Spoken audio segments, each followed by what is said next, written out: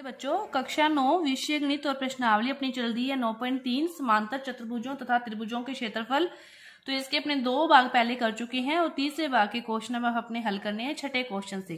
तो देखो छठा क्वेश्चन क्या दे रखा है कि आकृति में चतुर्भुज ए बी सी डी के विकर्ण ए सी और बी डी क्या है, परस्पर बिंदु ओ पर प्रतिच्छेद करते हैं। ये जिस बिंदु पर प्रतिच्छेद करते हैं उसको ओ लिख दिया। और किस प्रकार प्रतिच्छेद करते हैं कि डीओ बराबर बीओ, कि डीओ बराबर बीओ और सी डी बराबर ए बी है। सी डी बराबर क्या है, ए बी है। तो अपने को ये सारे प्रूव करने हैं। ठीक है, अपने को दे रखा है तो उसके लिए प्रूव करने के लिए अपने 2 लंब खींचे, एक इससे खींचा एक इससे खींचा, 2 लंब खींच लिए।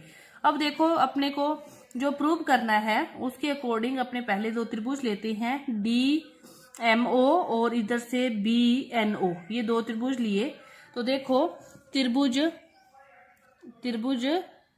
डी एन ओ क्या होगा बराबर त्रिभुज डी एन ओ व त्रिभुज बी एन ओ में, त्रिभुज डी एन ओ और बी एन ओ में अपने क्या है कि एक कोण तो 90 डिग्री है। अपनी जब लंब खींचे हैं तो कोण डी एम ओ बराबर होगा कोण बी एन ओ के, क्योंकि दोनों कोण क्या है 90 डिग्री है। अब देखो ये वाले दोनों कोण क्या है, शीर्षाभिमुख कोण है। तो कोण डी ओ एम और कोण बी ओ एन क्या है, बराबर हैं, क्योंकि ये कौन से कोण है, शीर्षाभिमुख कोण।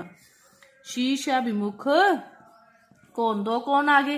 एक चीज अपने को दे रखी है कि डीओ बराबर बीओ, ये अपने को दिया है, डीओ बराबर बीओ दिया गया है। ठीक है, अब 3 चीजें आ गई तो ए एस ए नियम से तो ये त्रिभुज क्या होंगे, सर्वांगसम होंगे।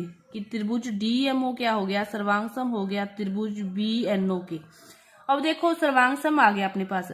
अपने को क्या करना था, सर्वांगसम आते ही ये दोनों लंब क्या आगे, बराबर आगे। कि संगत भाग क्या होते हैं, बराबर होते हैं। तो जो लंब है डीएम भुजा है वो क्या है, बीएन भुजा की क्या आ गई, बराबर आ गई। अब जब दोनों त्रिभुज ही सर्वांगसम आएंगे तो दोनों के फिर क्षेत्रफल भी तो क्या होंगे, बराबर होंगे। क्योंकि सर्वांगसम त्रिभुजों की जब संगत भाग बराबर होते हैं, सारी भुजाएं कोण बराबर होंगे, तो फिर उनके क्षेत्रफल भी बराबर होंगे। कि एरिया ऑफ डीएमओ क्या क्या बराबर आ गया एरिया ऑफ बीएनओ के। ये अपने प्रूफ में काम आएगा आगे। यहाँ पे लिख सकते हो कि सर्वांगसम त्रिभुजों के संगत भाग क्या होते हैं, बराबर होते हैं। यहाँ तक होगा। अब देखो अपने अब लेते हैं इस पूरे त्रिभुज जो बच गया इधर वाला डीएमसी और बी एन ए, ये 2 त्रिभुज हैं। इन 2 त्रिभुजों को लेके अपने हल करते हैं। तो देखो ये कोण तो क्या आ गया 90 आ जाएगा। एक कोण तो एक अपने निकाल लिया डीएम ई एन। तो अपने देखते हैं कैसे इसको हल करते हैं। त्रिभुज लो, यहाँ पे लिखो कि त्रिभुज डीएमसी और त्रिभुज ए बी एन। यहाँ पे आप डायग्राम बना लो, ऊपर रह गया डायग्राम, समझ में नहीं आएगा तो आपको यहाँ पे डायग्राम बनाते हैं। ए ये बी है, ये सी है, ये डी है, ये हो गया, ये इन दोनों को प्रतिच्छेद कर रहा है ऊपर। यहाँ से लंब खींचा, ये एन है और यहाँ से लंब खींचा, ये क्या है, एम है।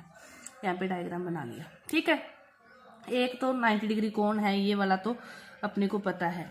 तो कोण डी एम सी बराबर कोण बी एन ए बराबर 90 डिग्री। ठीक है, और डी एम बराबर बी एन अभी ऊपर प्रूव किया है, उसको समीकरण नंबर 1 दिया है। तो इसको भी दे सकते हो, इक्वेशन 1 से लिख दिया।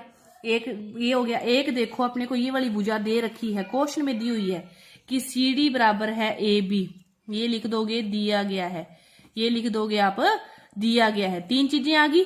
तो आर एच नियम एस नियम से ये त्रिभुज डी एम सी क्या होंगे, सर्वांगसम हो गया त्रिभुज वी ए एन के। अब सर्वांगसम हो गया तो इनका एरिया भी तो क्या होगा, बराबर होगा। तो area of D M C क्या हो गया, बराबर हो गया area of B A N K. समीकरण नंबर 3। अब देखो 2 का एरिया निकाला था, एक ये निकाला था। दोनों को क्या कर दो, ऐड कर दो। इक्वेशन 2 + 3 ऐड करोगे तो area of D M O बराबर प्लस ये वाला ऐड हो जाएगा इसमें, area D M C equal to ये आ गया एरिया बी एन ओ, इसमें ये ऐड हो जाएगा plus area B A N. अब देखो ध्यान से, डी एम ओ ये वाला है, डी एम सी ये वाला है, तो ये पूरा त्रिभुज बन गया। सी डी ओ एरिया क्या बन गया, सी ओ डी एरिया ये पूरा बन जाएगा ए ओ बी। तो पहला जो प्रूव करना था वो अपना यही प्रूव करना था, वो अपना प्रूव्ड हो गया। ठीक है, अब देखो दूसरा प्रूव करना है DCB और ACB, इसको प्रूव करते हैं। तो देखो दूसरा प्रूव करने के लिए क्या करेंगे, दूसरा प्रूव करने के लिए अपने अभी एक चीज निकाली है कि जो एरिया है DOC का और AOB का, ये अभी बराबर है। ये अपने निकाला है ना कि एरिया ऑफ DOC लिख लो चाहे कुछ भी लिख लो, बराबर है एरिया AOB। ये दोनों एरिया क्या है, बराबर है। अपने को जो प्रूव करना है वो करना है DCB और ACB। तो कौन सा बच गया अपने, देखो अपने पास कौन सा है DOC और AOB, ये वाला बच गया ना दोनों में। तो इन दोनों को दोनों साइड ऐड कर दें, एरिया BOC दोनों साइड ऐड कर दो तो अपना प्रूव हो जाएगा। Area DOC plus area BOC equal to area AOB plus area BOC। इसमें ये ऐड किया तो ये पूरा बन गया, इसमें ये ऐड किया तो ये पूरा बन गया, वही अपने को प्रूव करना है। तो एरिया BCD बराबर हो गया एरिया ABC के। ये अपने को जो दूसरा प्रूव करना था वो हो गया। अब देखो तीसरा प्रूव करना है। तीसरा अपने को जो प्रूव करना है वो करना है, तीसरा प्रूव क्या करना है कि जो DA है वो समांतर है CB के, यानी कि ABCD को क्या करना है, समांतर चतुर्भुज प्रूव करना है। ABCD को समांतर चतुर्भुज प्रूव करना है। इसके लिए देखो अपने ऊपर सिद्ध किया था त्रिभुज जो DMC है वो क्या है, सर्वांगसम है त्रिभुज BAN के, कि DMC त्रिभुज ABN के क्या है, सर्वांगसम है। सर्वांगसम है तो उससे जो कोण होगा DCM और BAN चाहे NAB, ये दोनों कोण बराबर आएंगे। ये ऊपर वाले दोनों कोण क्या आएंगे, बराबर आएंगे, क्योंकि एकांतर कोण है। एकांतर कोण है तो फिर ये रेखाएं क्या होंगी, समांतर होंगी। ये दोनों कोण बराबर, वहां से बराबर आ गई, संगत त्रिभुजों के बराबर है। तो वैसे अपने कह सकते हैं कि ये एकांतर कोण है कि बराबर आएंगे। तो आप कहोगे कि ये अपने प्रूव किया है। तो ये कोण बराबर आए, कौन से कोण,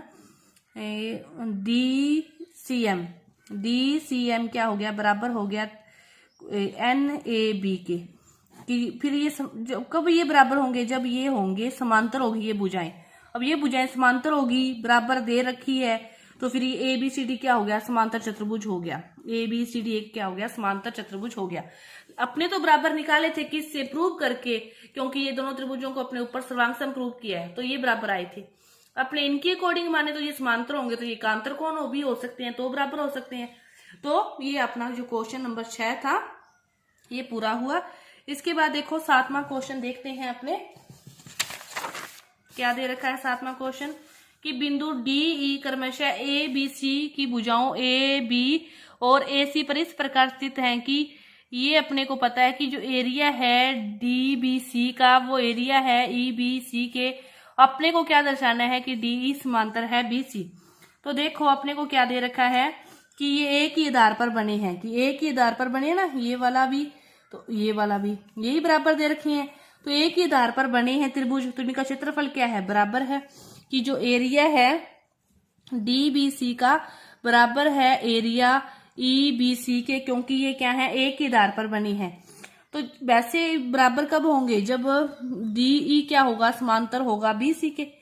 भी एक ही आधार पर बने हैं, इनका क्षेत्रफल बराबर है, तो DE फिर क्या होगा, BC के समांतर होगा ही होगा, क्योंकि एक ही आधार पर जो बनने वाले त्रिभुज हैं वो एक ही समांतर रेखाओं के बीच स्थित होते हैं, एक ही समांतर रेखाओं के बीच स्थित होते हैं। इसीलिए ये DE क्या हो जाएगा, BC। यहाँ पे आपको एक लाइन लिखनी है बस कि एक ही आधार वाले त्रिभुज जो क्षेत्रफल में बराबर हों एक ही समांतर रेखाओं के बीच स्थित होते हैं। बस इतनी लाइन आपको हिंदी में लिखनी है और आपका क्वेश्चन हल। बिल्कुल सौखा सा ये आपका क्वेश्चन था। जो आगे का भाग है वो अपने अगली वीडियो में करेंगे। धन्यवाद।